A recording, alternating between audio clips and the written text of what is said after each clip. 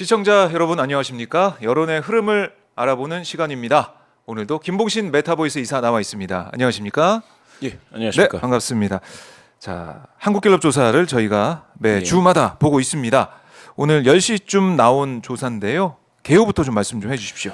예, 한국갤럽 데일리 오피니언 578호입니다. 3월 둘째 주인데요. 3월 12일부터 14일까지 3일 동안 진행이 됐고요. 방식은 무선 가상번호 100% 입니다. 전화조사원, 여기 전화 면접원, 전화 면접 조사이죠. 더 자세한 사항은 중앙선거론사심의위원회 홈페이지를 참조하시면 되겠고요. 예, 오늘 나온 지표 중에서 가장 좀 눈에 띌 만한 지표는 역시 네. 대통령 긍부정인데요. 직무수행 평가. 예. 자, 직무수행 사실은 평가. 좀 40%대로 가는 거 아니냐? 예.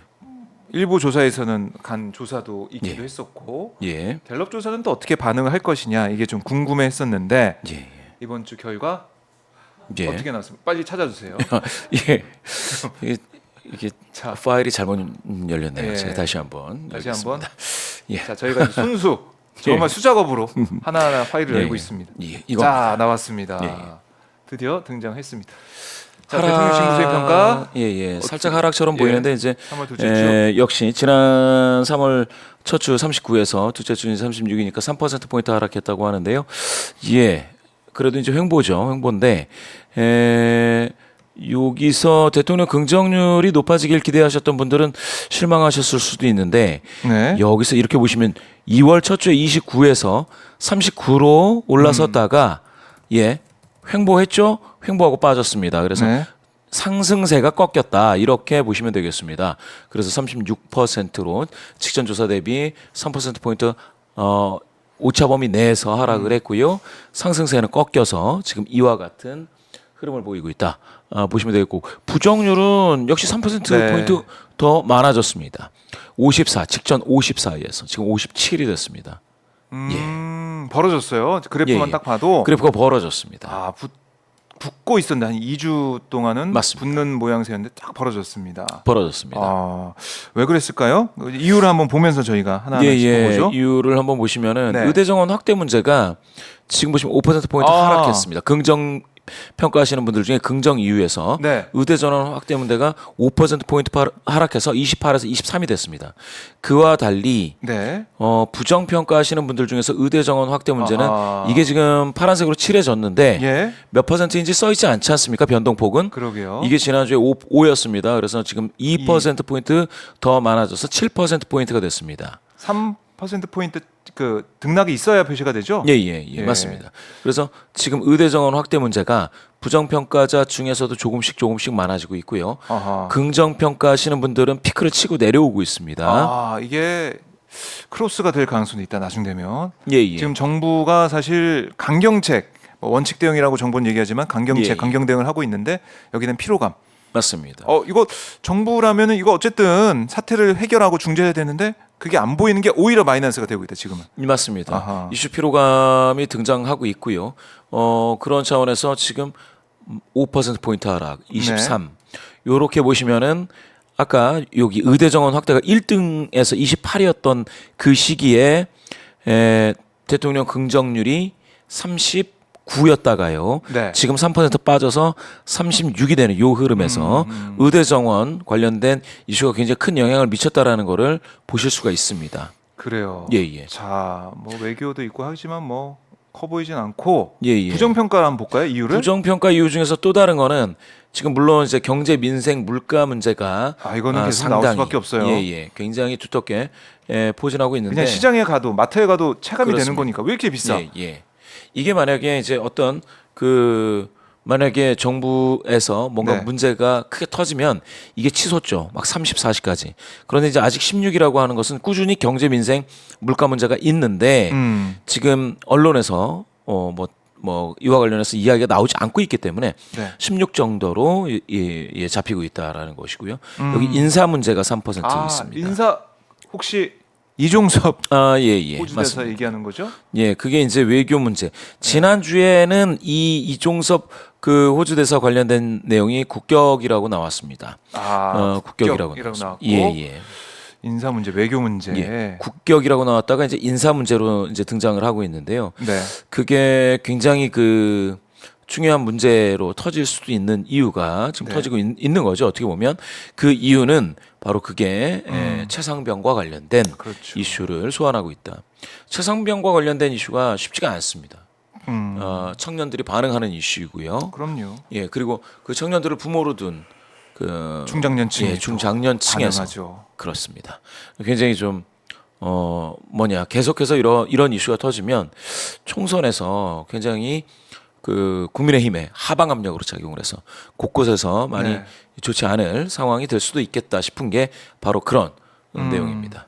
그래서 생각을 해보면 네. 그 뭐 많은 사람들이 이제 공천이 끝나면 네. 정권 심판론이 다시 불이 붙을 거다 뭐 이런 얘기를 했는데 발화 지점이 바라지 좀 그렇네요. 대통령실에 있지 않느냐 이렇게 따지면 이거 뭐 야당이 네. 뭐 이 문제 가지고 막 떠들고 이러지 않았었거든요. 제가 봤을 때. 예. 그냥 2월 말에 미리 이미 예, 예. 불거진 이슈였어요. 그렇습니다. 이미 있던 것에 새로운 이슈가 됐습니다. 이게. 그러면 최상병 이슈는 어떠했느냐? 이거는 중립적인 그 대통령 평가에 대해서 중립적이거나 네. 아니면은 이념성에서 중도이신 분들도 아하. 상당히 최상병과 관련돼서는 뭐냐 특검을 해라라는 그런 어떤 의견에 찬성 비율이 높았습니다. 그런데 지금 그게 계속 떠오른다. 네. 이러면은 글쎄요. 제가 생각했을 때는 지금까지는 김건희 여사와 관련된 리스크를 정권 심판론의 핵심으로 봤다고 한다면 지금 그게 약간 옮겨져서 최상병 과 관련된 수사 네. 또 거기에 대한 정부의 태도 또 지금 이종섭 대사 이런 전반적인 문제로 네. 번질 것 같고요. 어허. 그렇게 되면 이번 정부 공정과 관련된 프레임이 네. 굉장히 좀 망가지는 그런 상황도 될 수가 있어서 과연 그러면 대통령 프리미엄은 없는 거고 후광 효과가 없는 상황에서 네. 그러면 이건 진짜 한동훈 비대위원장 계속해서 거리두기 하려고 했지만 실패하고 있다. 이렇게밖에 볼 수가 없는 상황이 됐습니다. 윤석열 대통령이 민생 토론에 이제 20번이나 했고 어제는 뭐 전남도 갔습니다. 이렇게 정부 입장에서는 열심히 노력을 하고 있다라고 했는데 그거는 뭐 사실은 부각이 되지 않고 오히려 선대위원장이냐 이렇게 윤 대통령을 비판하는 목소리가 커진 상황에서 지금 이종섭 장관 지금 호주 대사로 임명이 돼 출국까지 하면서 여기에 대한 분노, 예. 대통령실부터 시작된 뭐 법무부, 외교부 여러 가지 정부 부처 문제까지 함께 소환이 되면서 새로운 또 국면, 새로운 예. 포인트가 하나 만들어졌다 이렇게 보시는군요. 예. 그렇습니다. 그래요. 그리고 여전히 김건희 여사 문제가 2%. 그렇죠? 예. 검찰 권력 과도가 2%. 꾸준히 나오고 있는 내용들입니다. 그러니까 여전히 그러니까 우리가 그러니까 직무수행 평가를 봤을 때 긍정, 부정률 보고 있지만 부정률은 이거는 이게 임기 시작해서 윤 대통령 임기 시작해서 얼마 안 돼서부터 계속 쭉 50% 그러니까 과반 넘는 수치는 계속 나온 거 있는 거 아니겠습니까? 예. 뭐 60% 넘는 적도 있었고 맞습니다. 꾸준히 이번 정권에 대해 비판하는 목소리가 이어지고 있고 변하지 않고 있다. 그거는 예. 그 판은 변하지 않고 있다. 기본적인 판은 이렇게 그렇죠. 볼 수 있겠네요. 그래서 기본적으로 네. 민주당 입장에서는 정권 심판론을 이게 이제 방금 말씀하신 부정률인데요. 부정률을 왜 자기 지지로 확 끌어들이지 못하느냐가 이슈가 될 테지만 국민의힘은 기본적으로 이거는 뭡니까 이게 스포츠 경기라고 할 수 없고 우리 놀이 중에 네.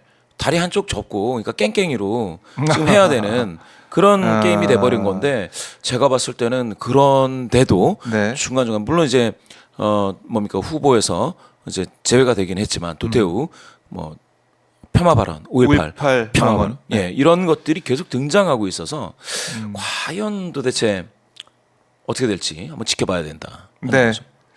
자, 그래요. 의대 정원 확대 이게 대통령 직무수행 긍정평가 이후로 많이 언급이 되면서 이게 뭐 여론에 있어서 대통령실 입장에서도 이렇게 강하게 나가니까 오르는구나. 지지율 오르는구나. 지지받는구나. 라고 좋아했을 법도 한데 이제 그 이른바 빨이 다 됐다. 효용성이 이제 맞습니다. 다 돼가고 있다. 오히려 걱정하는 부분들이 늘어나고 있다. 이것도 어떻게 보면 대통령실에서는 비상이 켜질 만한 그런 상황입니다. 그렇죠. 너무 강경 대응 일변도로만 가서는 네. 많은 국민분들이 좀 뭐랄까 우려스럽죠. 음. 예, 의료 대란으로 갈까봐. 네. 예.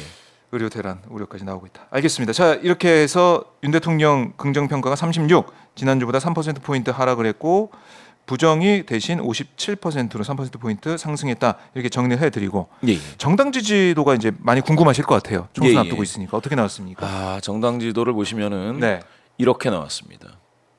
지금 보시면은 이때 그러니까 2월 마지막 5주에 네. 7% 포인트 격차로 벌어졌었죠. 저 오마이 TV를 예. 저희 사무실이나 일하시면서 보시는 분들은 영상을 화면을 잘 못 보고 아, 오디오로 많이 읽어드리겠습니다. 듣기 때문에 예, 예. 수치를 말씀해 주셔야 돼요, 이사님이. 알겠습니다. 2월 5주에는 더불어민주당이 33, 네. 국민의힘이 40. 예. 그래서 이제 7% 포인트 격차로 잘하셨습니다. 예. 국민의힘이 우세한 것처럼 제가 아까 말씀드렸는데 2월은 국민의힘이 많이 좋아지는 그런 시기였다. 그런데 3월 첫 주 들어서 네. 국민의힘이 지난주에 3% 포인트 빠졌습니다. 아, 그랬었죠. 37대 31. 예. 그런데 네. 민주당 역시 2% 포인트 아. 같이 빠졌습니다. 그랬군요. 그런데 이 격차가 6이니까 5.5 안으로 들어서 격돌이 됐는데 이번 주에는 네. 민주당이 1% 포인트 회복하는 듯이 32가 됐고요. 국민의힘은 37에서 37 동률입니다. 아, 국민의힘은 변화가 없다. 5% 포인트 격차로 5.5 이내에 아직도 격돌 중이다라고 네. 말씀드리는데 여기서 이제 궁금한 게 있죠. 네. 그렇다면 궁금한 거. 서울에서는 어떠느냐? 아, 서울. 예. 서울 얘기를 지금 많이 하더라고요. 예. 분위기가 좀 바뀌고 있다. 이렇게 맞습니다. 얘기를 하시던데. 일단은 이게 다음 주까지 봐야 되지만 네. 지난주에 국민의힘이 더불어민주당을 21% 포인트 격차로 큰 격차 폭으로 우세했습니다. 맞아요. 그런데 네. 그게 2주 연속이거든요. 17% 포인트 격차로 우세하고 21% 포인트 격차로 우세하고 하니까 아, 서울이 완전히 국민의힘이 다 덮은 거 아니냐 이렇게들 생각하시는 분이 있었습니다. 네. 그런데 지금 보시면 더불어민주당이 32, 국민의힘이 30, 즉 오차범위 이내에서 대등하다. 뒤집힌 거 아니에요? 그러면 수치만 보면? 뭐 뒤집힌 거라기보다는 오차범위 안으로 들어와서 거의 같다. 이렇게 보시면 되겠습니다. 그럼 확실히 분위기가 달라진 건 맞는 거 아닙니까? 수치로 보면? 그렇죠. 왜냐하면 네. 제가 지난주에 놀랬던 거는 그렇게 한 지역에서 오차범위를 넘는 격차로 어느 당이 우세한 경우가 있을 수 있죠. 그런데 2주 연속으로 나오는 경우는 굉장히 드물거든요. 네. 그런데 이번 주는 그거를 민주당이 회복을 해서 사실상 같은 숫자 32 네. 대 30, 더불어민주당 32, 국민의힘 30 비슷하게 나왔다. 자, 그러니까 이게 이제 저희가 한국갤럽 조사를 보기 때문에 한국갤럽 조사에서 이렇게 수치를 봐서는 32, 민주당 32, 국민의힘 30, 서울에서 이렇게 나왔다는 거. 그만큼 분위기가 좀 달라지고 있다라는 생각을 할 수밖에 없는 것이고 다른 지역은 좀 어떻습니까? 다른 지역 격차는? 다른 지역에서 격차를 보실 때는 네. 뭐 호남과 영남은 이제 당연히 보실 것 같고요. 네. 수도권이 많이 호남. 궁금하실 것 예, 예. 같아요. 그다음에 영남인데 네.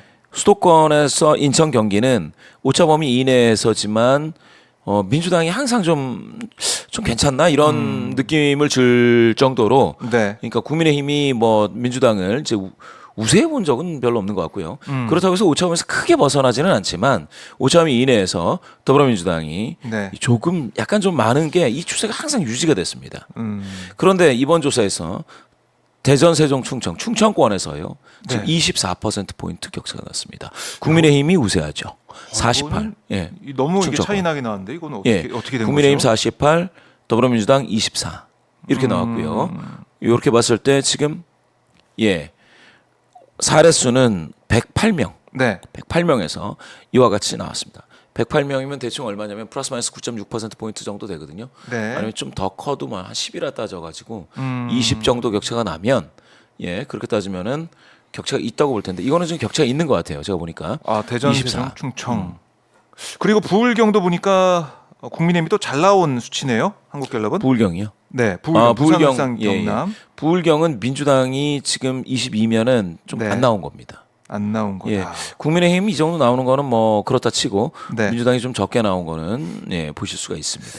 그래요. 뭐 지역별로 뭐 상황들이 있지만 사실 이게 뭐 각 주마다 그 예, 예. 샘플 뭐 조사 뭐 이런 여러 가지 재반 여건에 따라서 좀 다르게 잡히는 경우도 있는 거 아니겠습니까? 예, 예.